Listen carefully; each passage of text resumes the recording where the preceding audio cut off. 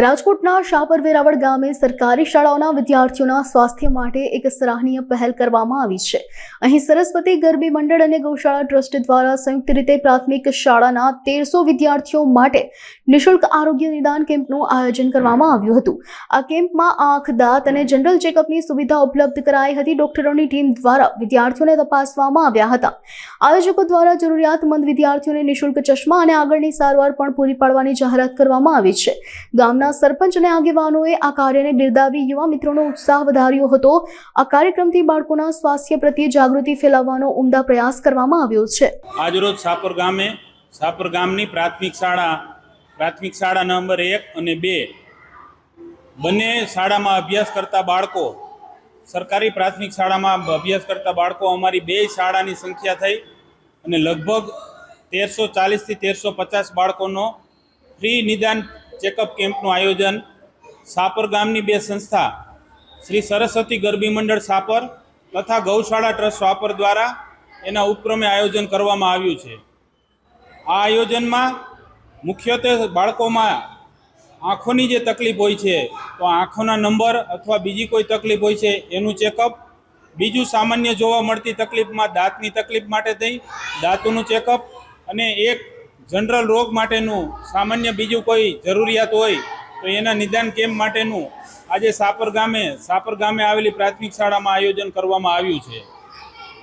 અમારી આ શાળામાં જે આયોજન કરવામાં આવ્યું છે એમાં મુખ્યત્વે જે ડૉક્ટરોનો જેનો અમને સહકાર મળ્યો છે એમાં તમે જોઈ શકો છો, ખાસ કરીને આંખો માટેની તપાસનો જે સહયોગ મળ્યો છે એ સાવલિયા હોસ્પિટલ, ડૉક્ટર શ્રી અનુરાગ સાવલિયા, એની ટીમ, સાપર ગામના જ બે ડેન્ટિસ્ટ જયદીપ બોરા અને એમના વાઇફ પાયલબેન બોરા, એ સિવાય સાપર ગામના જ બીજા ડૉક્ટર જનરલ ચેકઅપ માટે થઈ જયદીપ સોરઠિયા, વિરલ એચ ભૂત અને દર્શિત એચ ભૂત દ્વારા આ કામગીરી કરવામાં આવી રહી છે।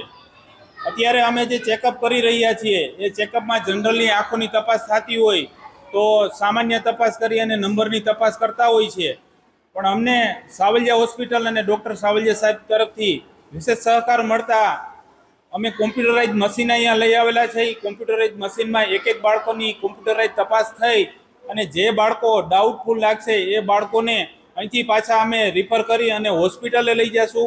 હોસ્પિટલે પ્રોપરલી એની તપાસ કરી અને જે એને સારવારની જરૂર હશે, સામાન્ય સારવારની જરૂર હશે સામાન્ય સારવારની, મેજર સારવારની જરૂર હશે તો મેજર સારવારની, અને જે બાળકોને નંબરનો પ્રોબ્લેમ હશે એને નંબરના ચશ્મા વિનામૂલ્યે આપશું। એવી જ રીતના જે બાળકોને દાંતની તકલીફ છે એને અત્યારે જે સામાન્ય તકલીફ હશે ને સામાન્ય ટ્રીટમેન્ટ આપવાથી અત્યારે રાહત થઈ જતી હશે તે અહીંયા સારવાર કરશું। એથી વધારે કાંઈ સારવારની જરૂર હશે તો જે ડૉક્ટરની ટીમ આવી છે એમની હોસ્પિટલે બોલાવી અને એના હોસ્પિટલે આગળની જે કંઈ સારવાર આપવાની થાય છે એ સારવાર અમે પૂરી કરશું।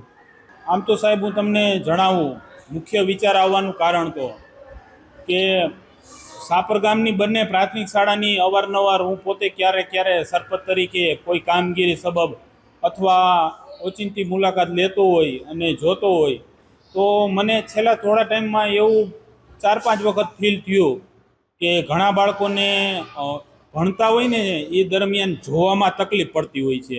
એટલે ટીચર શું કરે, એને પાછલી બેન્ચીસેથી લઈ અને આગલી બેન્ચીસે બેહારે। એમાં 15-20 દિવસ પહેલાં એક અનુભવ મને સાપર 2 ભક્તિધામવાળી પ્રાથમિક શાળામાં એવો થયો। જોગાનું જોગ મારે પ્રિન્સિપલ ઘનશ્યામ સરને મળવાનું હતું ને એમનો જ ક્લાસ ચાલતો હતો। એમને એક બાળકને બોર્ડની બાજુમાં ટૂલ નાખીને બેસાડ્યો હતો। એટલે મેં પૂછ્યું સ્વાભાવિક સાહેબને, મેં કીધું આ બાળકને આવી રીતના આમ કેમ બેસાડ્યો? એટલે મને સાહેબે એવું કીધું કે એમને જોવામાં થોડીક વધારે તકલીફ છે એટલે નજીકથી જોઈ શકે એટલા માટે થઈને બેસાડ્યો છે। એટલે મેં કીધું કે તો એના વાલીઓને કાંઈ વાત કરી છે, ખ્યાલ છે? એટલે કે વાત કરી છે ને કીધું છે પણ હજી એમનું છે, એમાં કાંઈ ફારફેર થયો નથી। એટલે એવો વિચાર આવ્યો કે ખરેખર સરકારી શાળામાં જે બાળકો ભણે છે ને એ ખાસ કરીને જ્યારે સાપર વેરાવળ જેવો વિસ્તાર હોય ને તો મોટા ભાગે લેબર વર્ગના બાળકો ભણતા હોય છે। જે થોડા ઘણા કેપેબલ કે સુખી સંપન્ન લોકો હોય છે એ દરેક ખાનગી શાળામાં ભણાવવાનો આજની તારીખે જે રીતના ટ્રેન્ડ છે એ રીતના આગ્રહ રાખતા હોય છે।